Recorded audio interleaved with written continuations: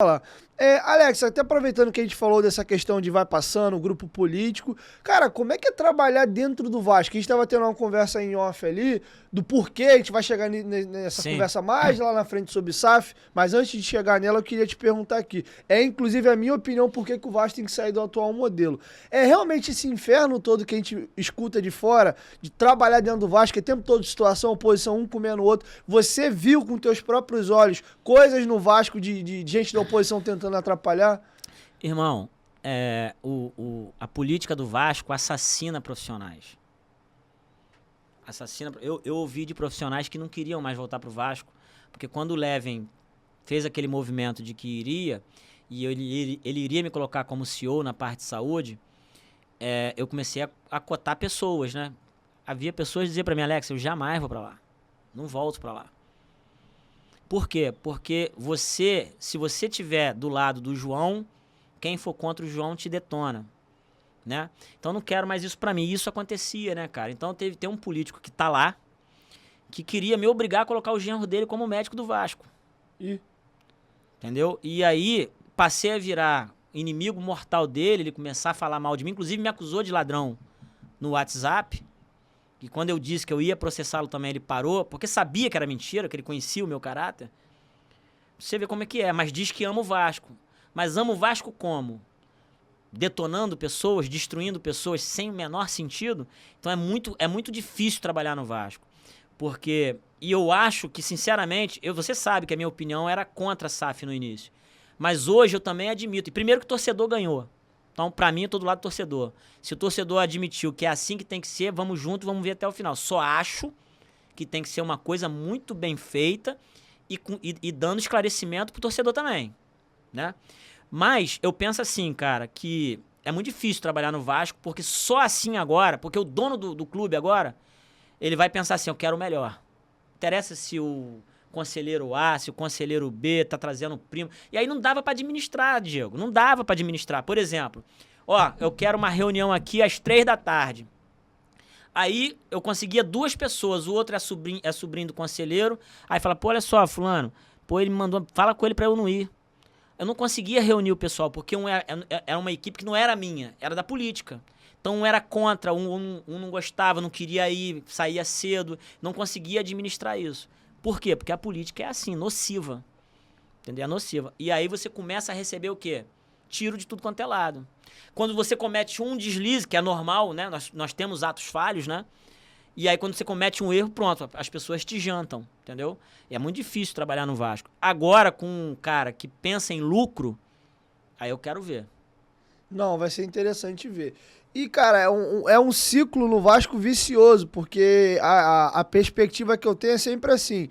E eu vou fazer 29 anos de idade agora em agosto, e eu vi isso. Na gestão do Eurico, tinha oposição pentelhando o tempo todo. Aí quando o Eurico sai, entra o Roberto. A própria gestão dele perturba quem tá também. Aí depois vem o Campelo do jeito que veio também, dando ali aquela banda no Júlio. Aí o Júlio ficou muito magoado. Eu lembro que pra aprovar um empréstimo no Conselho Deliberativo era um parto. Era uma briga. As pessoas não queriam saber se o Vasco precisava do empréstimo. É o fulano que tá na gestão e o empréstimo pode ajudar a gestão dele? Vamos vetar essa merda. Então era uma confusão danada. Era muito assim o Vasco. Então até quando... Inclusive eu já falei isso com o Levin, e ele deve vir aqui, a gente vai conversar sobre. Eu vi muito o Levin passando por esse processo. Ele vem aquela pessoa nova, cru, que não é da política, e quem convive no meio da política do Vasco, quando você vai ver, você se contamina um pouco. Você acaba se contaminando um pouco pelo meio também. Porque é um ambiente muito tóxico, de porrada de tudo quanto é lado. E aí você começa, você é um cara tranquilo, começa a tomar pancada e você começa a ser reativo também. Quando você vai ver, você entra falando que não vai praticar aquela política de desconstrução, mas de tanto te baterem e te desconstruírem, você sente no direito de rebater e desconstruir o cara que tá te xingando também.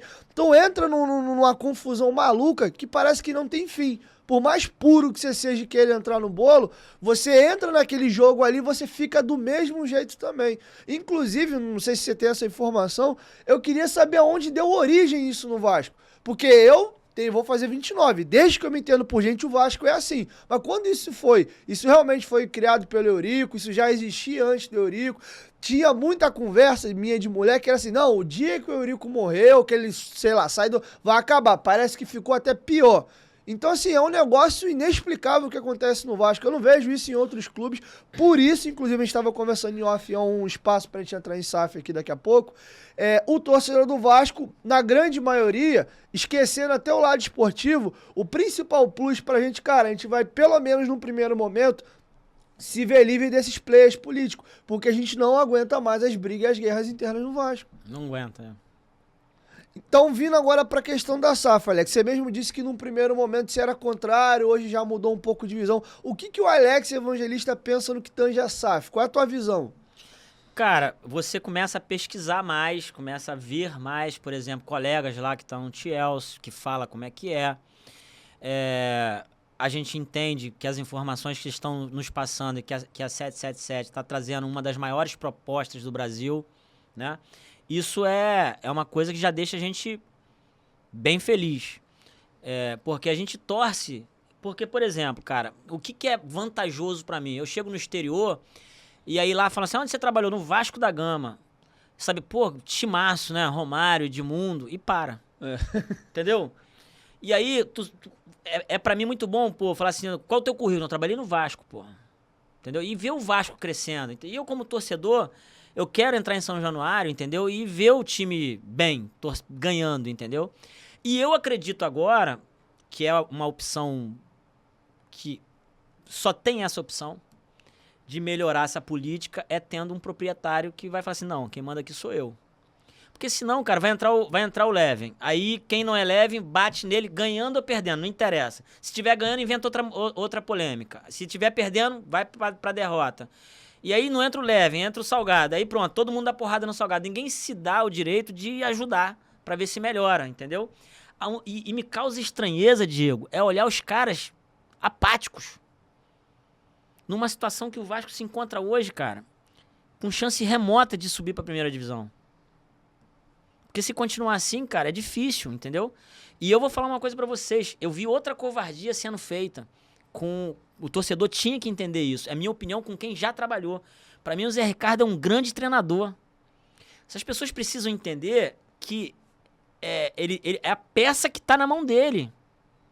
É o que ele pode fazer. E outra coisa que o torcedor também não sabe... Outro dia, me perguntaram agora aqui na caixa de pergunta do meu Instagram sobre a injustiça do Tite com o Rafael Veiga. Falei, cara, só quem tá lá dentro sabe o que ele tem que fazer para convocar. Eu já participei. Às vezes tu tem uma informação que ele não dá, ele não pode. É uma situação que ele vai usar e ele não serve. Juntaram Neymar, Messi, e aí, será que deu tão certo assim? Responde, deu? Não.